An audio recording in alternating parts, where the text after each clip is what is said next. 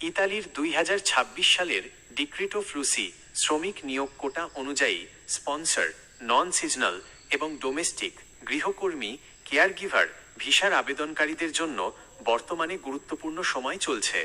আপনার কাছে যে মেসেজ বা কমিউনিকেশন এসেছে তার প্রেক্ষাপটে সর্বশেষ আপডেটগুলো নিচে তুলে ধরা হলো। 1. আবেদনের বর্তমান অবস্থা ও কমিউনিকেশন। 2026 সালের জন্য ইতালিতে শ্রমিক নিয়োগের ক্লিক ডে বা আবেদনের মূল ধাপগুলো ফেব্রুয়ারি মাসে সম্পন্ন হয়েছে। বর্তমানে সেই আবেদনগুলোর যাচাই বাছাই চলছে।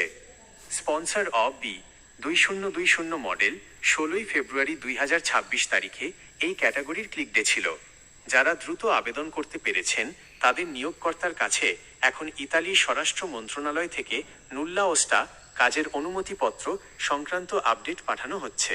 ডোমেস্টিক ও কেয়ারগিভার A20 মডেল 18 ফেব্রুয়ারি 2026 তারিখে এই ক্যাটাগরির জন্য ক্লিক ডে অনুষ্ঠিত হয়।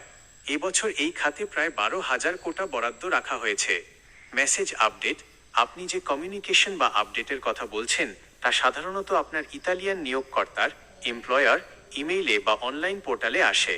নিয়োগকর্তা নুল্লা ওস্টা পেলে সেটি আপনাকে পাঠাবেন, যা দিয়ে আপনি বাংলাদেশে ইতালিয়ান দূতাবাসে ভিসার জন্য আবেদন করতে পারবেন। 2026-এর নতুন নিয়ম কনফার্মেশন বাধ্যতামূলক। ইতালির নতুন আইন ল ডিক্রি 145-এর 2024 অনুযায়ী ভিসা প্রসেসিংয়ের সময় নিয়োগকর্তাকে পুনরায় কাজের অফার নিশ্চিত কনফার্মেশন অফ জব অফার করতে হয়। ভিসা আবেদন করার পর ইতালি থেকে SUI স্পর্টেলো ইউনিকো পার এল ইমিগ্রেশনে নিয়োগকর্তার কাছে কনফার্মেশন চাইবে। নিয়োগকর্তাকে 15 দিনের মধ্যে এই কনফার্মেশন দিতে হবে। এটি না দিলে ভিসা আবেদন বাতিল হতে পারে। 3. গুরুত্বপূর্ণ করণীয় জরুরি তথ্য। Passport tracker check. আপনি যদি অলরেডি VFS গ্লোবালে পাসপোর্ট জমা দিয়ে থাকেন তবে নিয়মিত তাদের ওয়েবসাইট থেকে স্ট্যাটাস চেক করুন।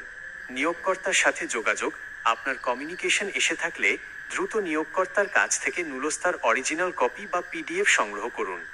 সতর্কতা, ইদানিং অনেক ফেক মেসেজ বা ইমেইল আসতে পারে।